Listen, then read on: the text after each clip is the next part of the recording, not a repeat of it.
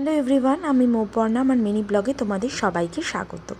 এটা হলো second part আমার ছেলের জন্মদিনে। তো সন্ধেবেলায় কিছু বন্ধুবান্ধবকে ডাকা হয়েছিল, সেরকম কিছুই নয়।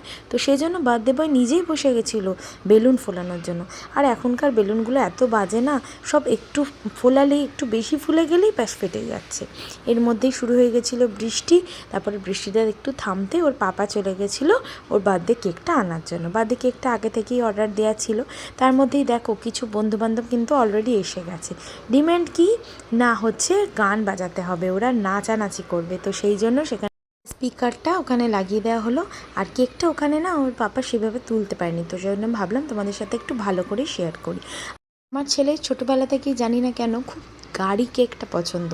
ওর আগের বারে জন্মদিনে হচ্ছে একটা বাইকওয়ালা কেক করেছিলাম, ওটার খুব পছন্দ ছিল। এবারেও আমার কাছে ডিমান্ড করেছিল। আমি নাহলে ভেবেছিলাম এমনি একটা নর্মাল কেকই নিয়ে আসবো, বললো না একটা গাড়ি কেক চাই। তো সেই জন্য তার আবদার মতো একটা গাড়ি কেক অর্ডার দেওয়া হয়েছিল। তো সেটাই আপাতত এসে গেছে এবং কিছু কিছু বন্ধুবান্ধব এসে গেছে, অনেকটাই সন্ধে হয়ে গেছে। তো ওই জন্য ভাবলাম যে আর দেরি করে লাভ নেই, আরও যারা আসবে তারা আসুক, আপাতত কেকটা কাট করে ওদেরকে মানে অন্তত একটু বসাই, কারণ ওরা যা হুল্লোড় করছে সামলানো মুশকিল হয়ে যাচ্ছে। এখানে কেকটা আমার ছেলে দুবার তিনবার কাটছে বলে এ বাচ্চাগুলো কি কাণ্ড করছে দেখো। আর আমার ছেলে কেক কেটে খাওয়ানোর থেকে কেক মাখামাখিতে বেশি ইন্টারেস্ট। ওই জন্য আগে মামকে খাওয়াতে চলে গেছে, তারপরে চলে এসছে পাপাকে। আমার কাছে আসার সুযোগটা আমি দিইনি, কারণ আমি জানি আসলেই হচ্ছে মাখামাখি করবে। তারপরে বাচ্চাগুলোকে বসিয়ে দিয়েছি, সবাইকে একটা করে কেক। আর ওরা বাচ্চারা সাধারণত একটু ভাজাভুজি খেতে ভালোই বাসে, জন্য ফ্রেঞ্চ ফ্রাই করেছিলাম, সেই ফ্রেঞ্চ ফ্রাইগুলোই দিয়ে দিয়েছি ওদেরকে। তো ওরা বেশ আনন্দ করেই খাচ্ছে আর গল্প করছে, সঙ্গে আবার মিউজিক।